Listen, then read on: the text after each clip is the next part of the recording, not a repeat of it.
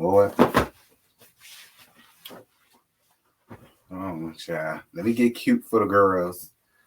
Child.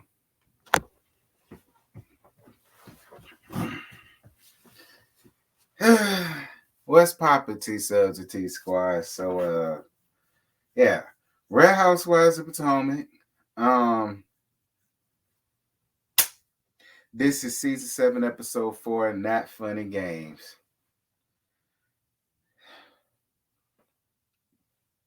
It wasn't that the episode was bad. It was just, I mean, it was cool. It wasn't horrible. You know what I mean? But I was kind of like getting antsy. I kept looking at the time, like, when is it gonna be over?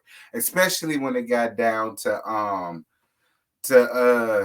Dickham Downs elementary school field day as friends and family day or whatever. Listen, I can't even call it that because I had a lot more fun and their stuff was way more organized back when I was in elementary school back in the early 90s. You understand? But we'll get there when we get there. So Wendy and Eddie take the kids out to play and she lets him know about her meeting with the Peter. Eddie ain't here for it at all, and he feels like she has a lot on her plate already. And I do agree with Eddie. I do feel like, excuse me, I do feel like Wendy is biting off way more than she can chew. And I don't know why. I don't know why Wendy is constantly in this pursuit of just wanting everything. You know, she gets an idea in her head and then she wants to do it, no matter the cost, no matter what happens or what stress it may brings, whatever the case may be. She's just gonna do it anyway, and I don't know. I just wish she wouldn't. You know what I'm saying? Because I just feel like she's gonna send herself to an early grave doing something like that. But do what you do, Wendy. So Wendy tells Eddie about Rob. So simultaneously, child.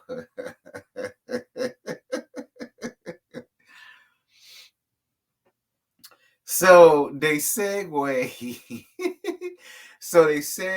Into Devil Dick and Dick 'em Down. Practicing with Cain and Abel, child.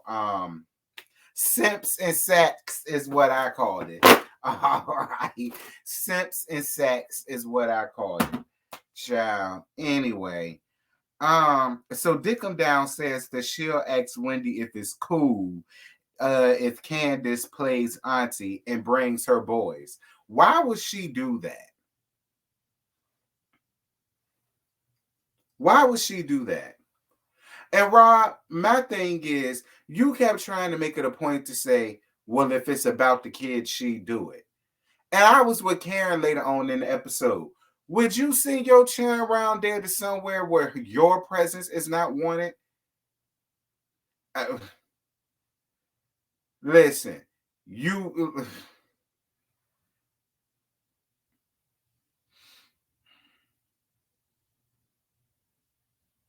I don't want to do that because Cain and Abel is already a stretch. And I don't want nobody to feel like I'm Miss Wanda because I'm not. So I'm not even going to say what I was going to say. Because Cain and Abel is real cute. You understand me? Cain and Abel is real cute. But it's like I say, when you got two handsome gentlemen like Devil Dick and Dick 'em Down as your parents and as your role models as men, boys to men, no Cooley High Harmony. You understand? I mean, you have no choice but to do what you do. But it's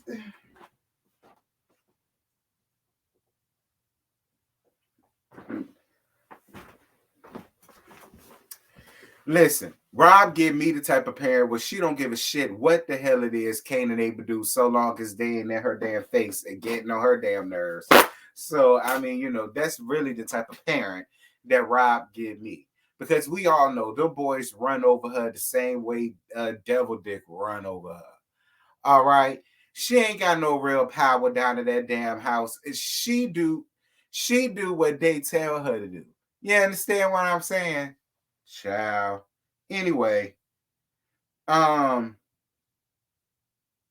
so Dickum Down talks about the whole Chris situation, and then Devil Dick wants to sit up here and play into the damn and play into the pond. And I really wish she wouldn't. Sitting up here talking about some, well, he think that Chris should apologize if, you know what I'm saying, she spoke about it and she felt the way. No, no, no. Chris don't need to apologize to Tacky for a damn thing. All right, she don't need to apologize to Tacky for a damn thing because Chris ain't did shit to her. Giselle said it out of her own mouth that he did absolutely nothing in that room to make her feel the way that she felt. Nothing. She said that during several times in the episode. When she sat down there with Karen and Karen asked her verbatim, did he do or say anything that put you that you was in any type of danger? And she said no. So what the hell? What is he apologizing for? Listen, Juan, I'm being for real. Juan, stay out of this. Stay out of this, Juan. Juan, stay out of this. All right. Please do not put yourself in the line of fire, Juan.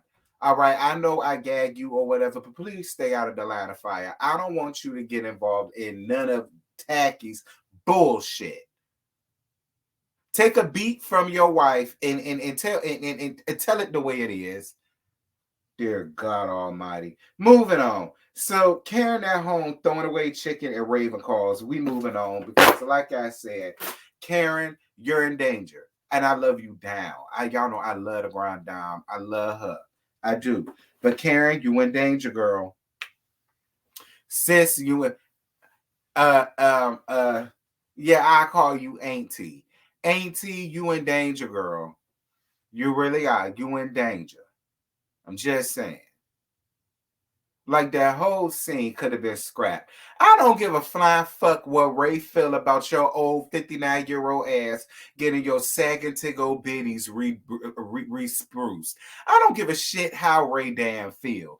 Because it ain't like you bringing all the boys to the yard. You understand me? Now, I ain't saying beauty ain't her name because Karen is very beautiful. She is. But let's not sit up here and act like give a fuck how Ray old ass feel. I really don't.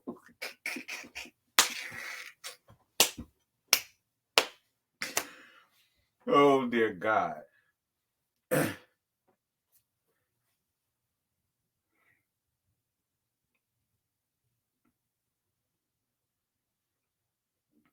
Ray, go conjure up some more damn recipes for your rice with your Uncle Ben's looking ass and go sit the hell down somewhere. Like y'all about to piss me off with this foolishness that y'all got going on here. Child, Ray fell away because Karen got her old ass titties done.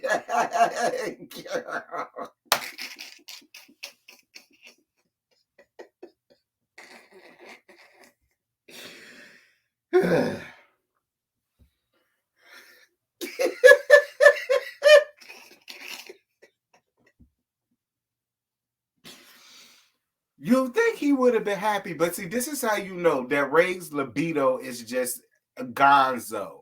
Because instead of him just being happy with her pretty tickle bitties that she had re-spruced and redone and remodeled, you know what I'm saying? Just for him, allegedly. He want to sit over here making a thing of, oh well, I don't want you setting something for my overgrown rusty ass daughter that came up here with a face full of damn makeup and her red lipstick on. God forbid she sit up here and feel away. Like, according to the Christians, she's already a fucking harlot back the red lipstick alone. Not calling Ray a harlot, because Ray Raven seems like a real sweet, wholesome little young thing. Even though I know she not, because her mama a Thundercat. Be clear. I wouldn't be surprised if Raven bring home an old geezer. And Karen better not feel away about it. Because we all getting how we live.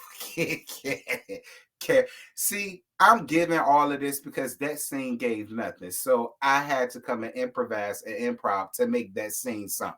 You're welcome, Karen and Ray and Raven. Anyway, so Ashley at home with Artia, her publicist, and she came around there to help her write a formal statement about the separation. Really ain't nothing to say there. Moving on. Mia talks about having a conversation with her auntie about why her and her mama can't see eye to eye. Mia, I just don't give a fuck. Like, I thought we put this to bed last season, and then y'all came out of nowhere talking about this shit. Like, I just did, like, that scene seemed so out of place. It just seemed like this scene of shooting everybody getting ready for this balding ass event. Um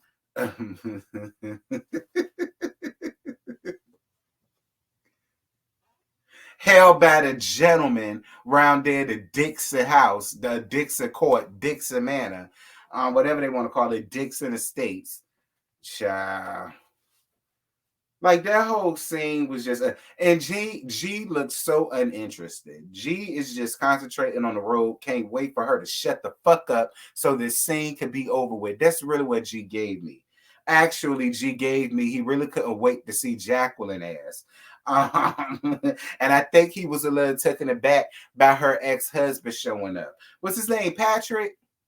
Ciao. Anyway, so Mia and Tacky both shade down Dickum Down's bald-headed, scallywag ass elementary school field day ass event. But like I said, the elementary schools had more fun, they had more activities and more things going on. Like everything that Dickum Down does, it is always just put together and thrown together, much like her fashion. It's just put together, thrown together. It's at the very last minute. She just needs something to do. It got to make sense why she here. Everybody needs to have an event. Everybody got to have a scene. And out of all of the things, this is the one thing that you fuck up. You're a very athletic person, Rob. Like, this is the one thing that you really should have gotten right. You live in a house full of niggas that are athletes. This should have been the one thing that you got right.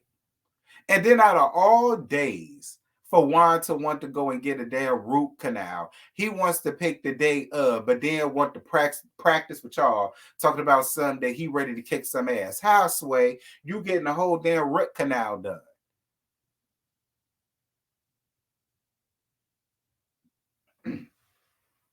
Talk about something he didn't want to show what to be the brunt of everybody's jokes because his face was twisted up.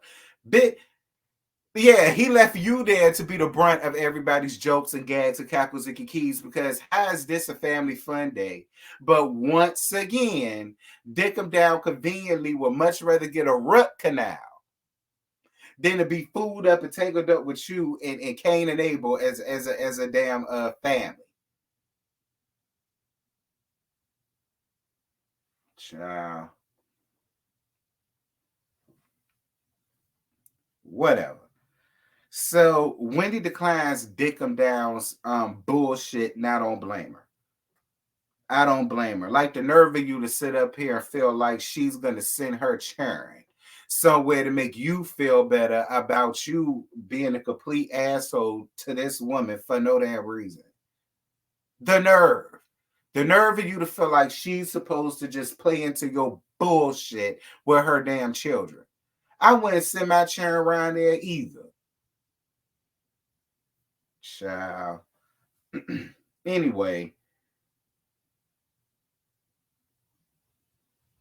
So Karen don't think it was okay for Dickum Down to ask Wendy to send off her kids somewhere where she's not invited to. And once again, Karen is the voice of reason, while once again you see Tacky sitting up there trying to talk about the bullshit as if the shoe was on the other foot, she was send Gracie or Angel or Adore to somewhere where her presence wasn't invited. Let me ask you a question, Giselle. If Wendy was having something like this going on and you and Wendy don't fool with each other, and she was to have told Candace, well, listen, you can ask if Angel in the door wants to come or whatever, and you could play auntie to them. Or if she was to tell Rob, you could play auntie to Angel in the door and she could come. Hell fucking no, you wouldn't sing your turn around there. Not even with Rob. You wouldn't send your kids, dare send your kids somewhere where you couldn't breathe the same air freely as them. What welcome? Your raggedy, retarded, decrepit.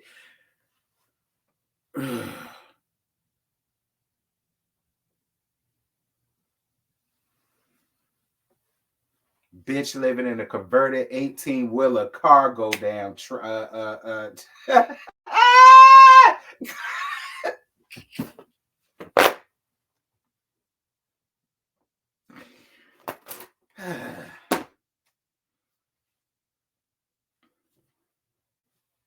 just tad.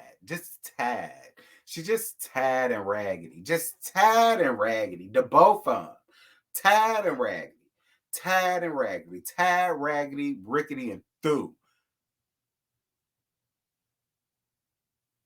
Oh dear God. Anyway, so Karen gets sick when Dejanae shows up. Don't worry about it, Karen. Me too.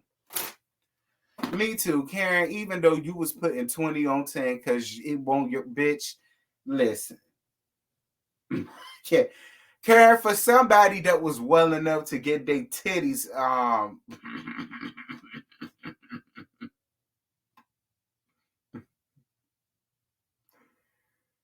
Karen, for somebody that was well enough to get their titties circumcised, you show know how to just come up with an ailment out of nowhere.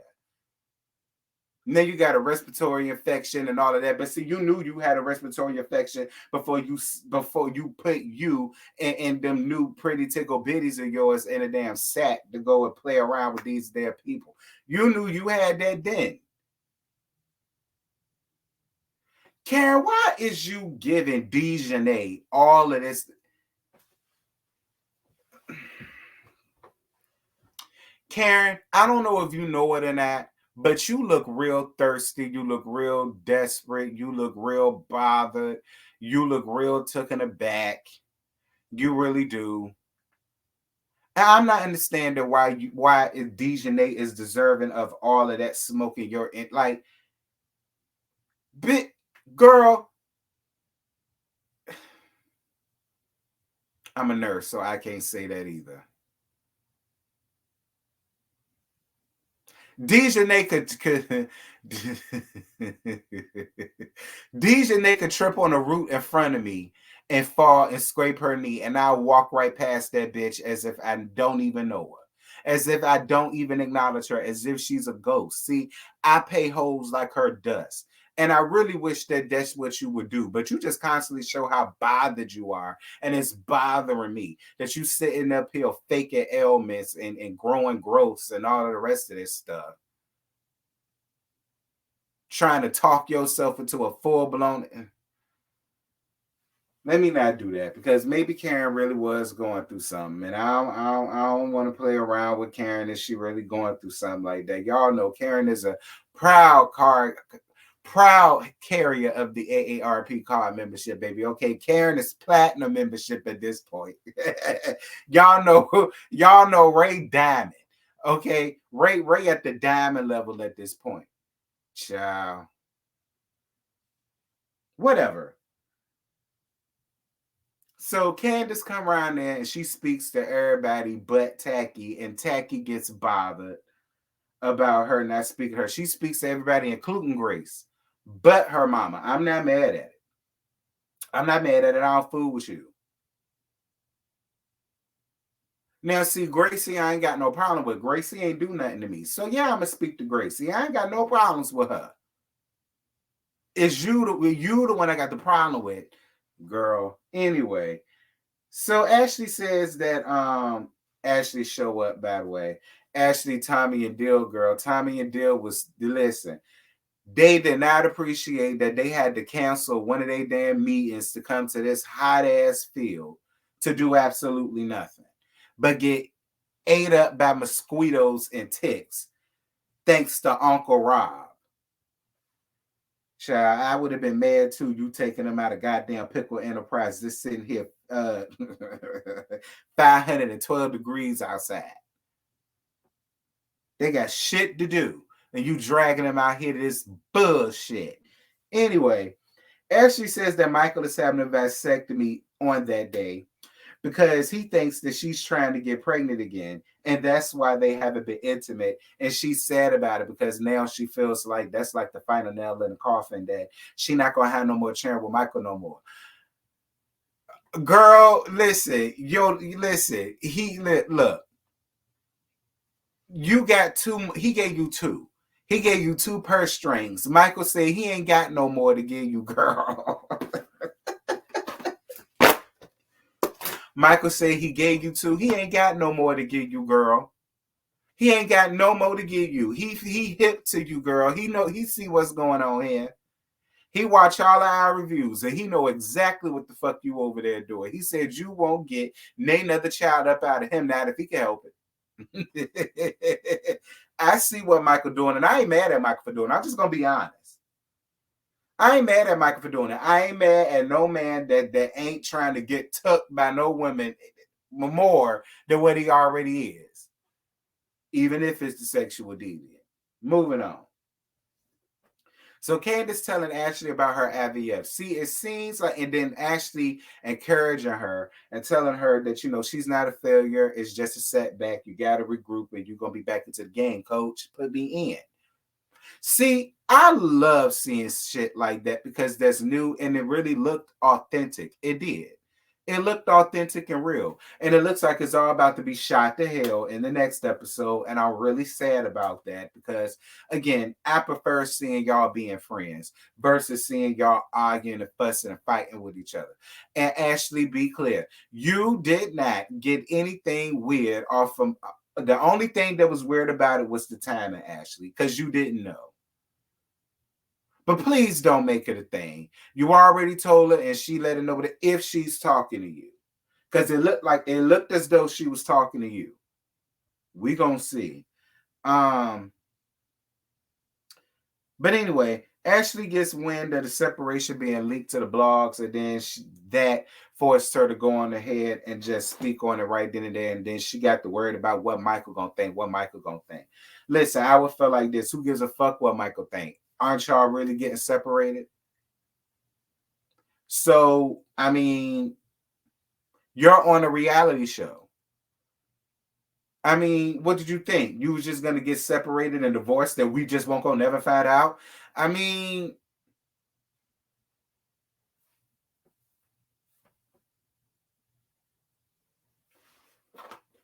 y'all are weird. But see...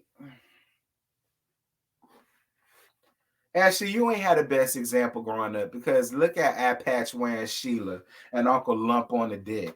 So I mean, let's be real. I mean, if Uncle Lump on a monkey paw dick was like any real anything, Ashley would have had a much better choices in men. She wouldn't end up with somebody like Mike.